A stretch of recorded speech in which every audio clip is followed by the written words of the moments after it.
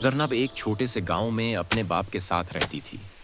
اس کے باپ کے پاس تھوڑی سی زمین تھی جہاں وہ گندم اور سبزیاں اگاتے تھے۔ زرناب کو کھیتوں سے بے حد محبت تھی۔ صبح سویرے وہ شبنم سے بھیگی ہوئی فصلوں کے درمیان چلتی تو یوں لگتا جیسے بہار خود اس کے ساتھ چل رہی ہو۔ وہ عام کسان لڑکیوں جیسی نہیں تھی۔ اس کی آنکھوں میں خواب تھے مگر غرور نہیں۔ وہ محنتی تھی، نرم دل تھی اور گاؤں کے ہر ضرورت مند کی مدد کرتی تھی۔ اس ریاست کا شہزادہ شکار کے لیے اس علاقے میں آیا۔ راستہ بھٹک کر وہ زرناب کے کھیتوں تک پہنچ گیا۔ پیاسا اور تھکا ہوا شہزادہ جب زمین پر بیٹھ گیا تو زرناب نے بغیر یہ جانے کہ وہ کون ہے اسے پانی پلایا۔ کار شادی ہوئی۔